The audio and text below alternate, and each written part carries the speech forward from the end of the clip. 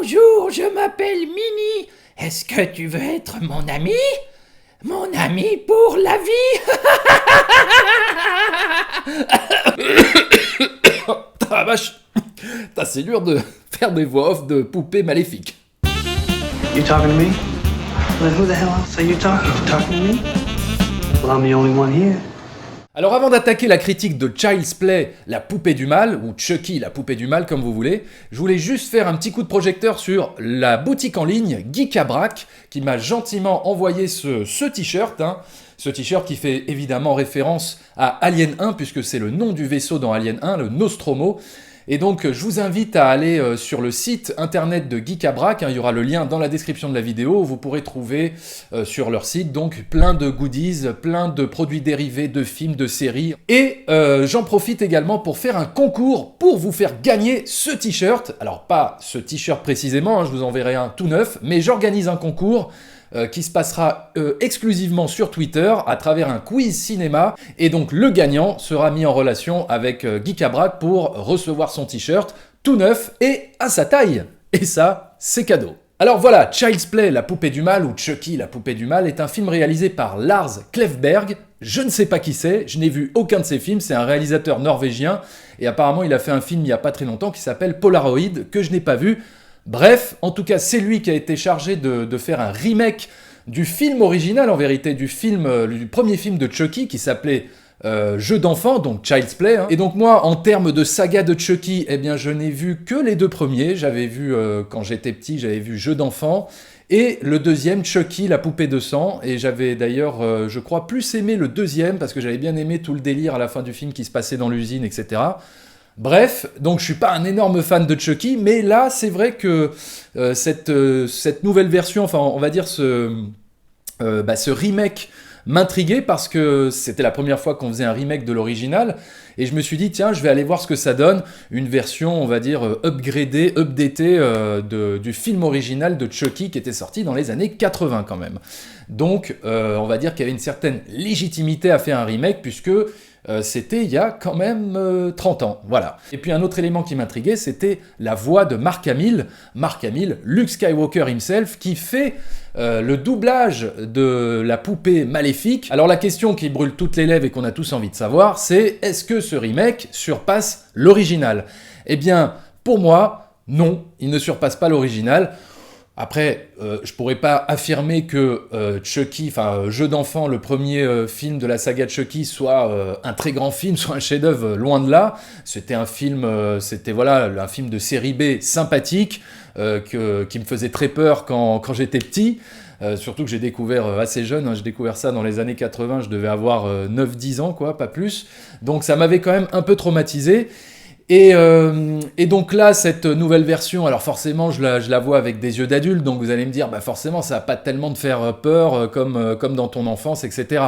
Mais la différence qu'il y a entre cette nouvelle version et le premier film des années 80, c'est la différence d'approche sur la caractérisation de la poupée maléfique. Là où l'original présentait en fait une poupée qui était possédée par une âme maléfique, eh bien là on a un robot, en vérité on a un gadget technologique qui part en sucette. Voilà. Je trouve que c'est moins efficace, ça fait moins peur, parce que déjà c'est une poupée, comment vous dire, qui n'a pas forcément de personnalité, puisque c'est une machine, c'est un robot. Pas de personnalité, du coup pas véritablement de motivation à faire le mal, etc., même s'ils essayent d'en installer une. Et je trouve ça moins effrayant d'avoir affaire à, en vérité, un robot détraqué qu'une poupée possédée par une âme maléfique, parce que le robot, tu peux le débrancher, tu peux enlever les piles ou tu peux enlever la batterie et c'est terminé, puisque finalement ce n'est que des circuits informatiques et électroniques, alors que une âme maléfique, tu ne peux pas tellement la débrancher, même si tu enlèves les piles de la poupée, même si tu enlèves tout,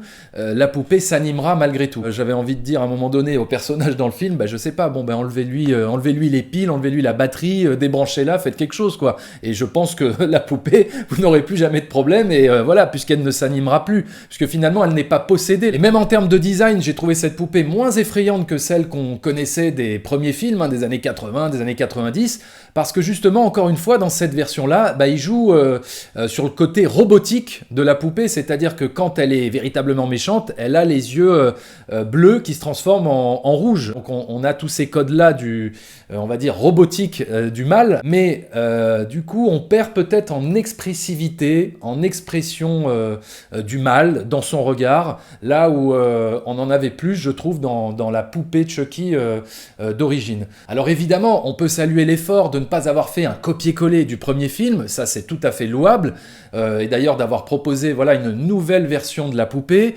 avec des nouveaux enjeux, des nouveaux personnages. Vraiment ça diffère du premier film, hein. C'est pas une pâle copie du premier film, c'est vraiment une nouvelle version de cette histoire de poupée maléfique. Mais même si cette nouvelle approche, je la trouve moins efficace et moins effrayante que ce que nous proposaient les premiers films, eh bien il faut quand même reconnaître à cette nouvelle version certaines qualités, et surtout au niveau des thématiques que j'ai trouvé intéressantes, puisqu'elles sont le reflet de notre société moderne, là où dans les années 80, ça surfait sur le fantastique. Là, en 2019, le mal, il vient de l'intelligence artificielle, il vient de ces grosses sociétés qui font venir de l'intelligence artificielle dans nos maisons, dans nos foyers, avec des Google Home, avec Siri, avec la boîte d'Amazon, je sais plus ce que c'est, les trucs OK Google, etc. Voilà, vous avez vu, je suis super calé là-dedans. Mais bref, toutes ces nouvelles technologies qui développent de l'intelligence artificielle et qui envahissent, qui investissent nos foyers, il y a cette satire de notre monde moderne où on est tous connectés à des appareils qui prennent le pas sur nos vies quotidiennes. Et il y a donc évidemment beaucoup de références à des sociétés comme Google ou Apple, ou plus largement aux GAFA, ce qu'on appelle les GAFA, c'est-à-dire Google, Apple, Facebook et Amazon. Et ce film peut faire aussi office de mise en garde contre tout ça, contre cette intelligence artificielle qu'on ne pourra peut-être pas maîtriser et qui pourra se détraquer.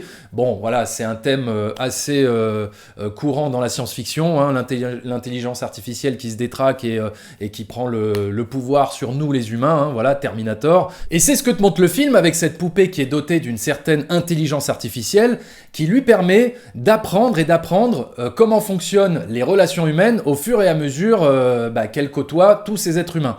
Et donc, c'est ça aussi qui est intéressant dans cette thématique, c'est de montrer que ce sont les êtres humains aussi qui déterminent le mal qui envahit, on va dire, l'intelligence artificielle de cette poupée. Mais je n'ai pas trouvé que ça faisait très peur. En tout cas, ça m'a fait moins peur qu'une poupée, comme je disais, qui est possédée par une âme maléfique et qui est plus difficile à arrêter. Après, le film a son lot de scènes gore, oui, hein, voilà, il y a du sang, il y a de l'hémoglobine, il y a des membres découpés, il y a tout ce que tu veux.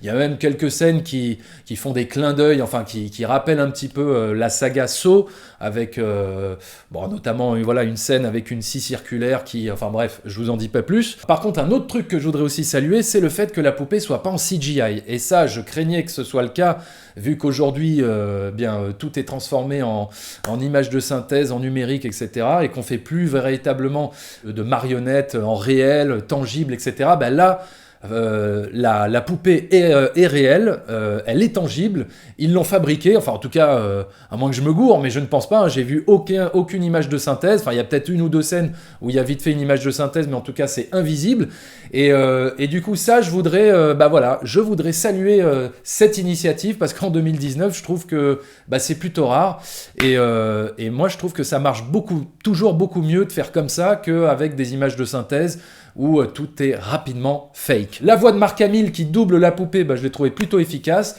Elle apporte une personnalité justement à cette poupée un peu robotisée.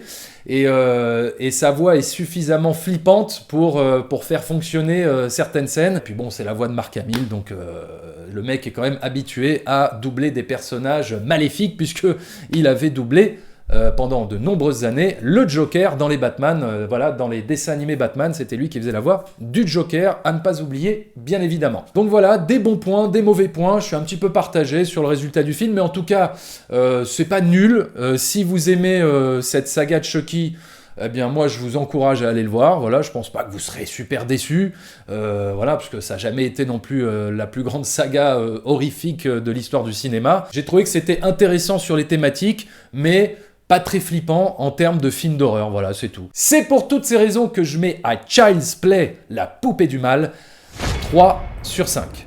Voilà, n'hésitez pas à me dire ce que vous avez pensé de Child's Play, la poupée du mal, dans les commentaires. Est-ce que vous avez été séduit par ce remake? Est-ce que vous l'avez trouvé meilleur que l'original? Quel est votre Chucky préféré? Pour moi, eh bien, ça a toujours été Chucky 2, la poupée de sang, je sais pas pourquoi, mais voilà, ça reste gravé dans ma mémoire, enfin c'est celui qui m'a le plus marqué. Je vous invite à aller sur Twitter pour gagner ce t-shirt Nostromo issu de Alien 1. Vous trouverez d'ailleurs plein de goodies, plein de produits dérivés sur le site geekabrac.com, et de toute façon je vous mettrai toutes les informations dans la description de la vidéo pour participer à ce concours que j'organise, voilà, dans les prochains jours sur Twitter. Allez, rendez-vous dans une prochaine critique et surtout, même si ça vous fait peur, même si ça vous effraie, continuez à fréquenter les salles obscures. Ciao!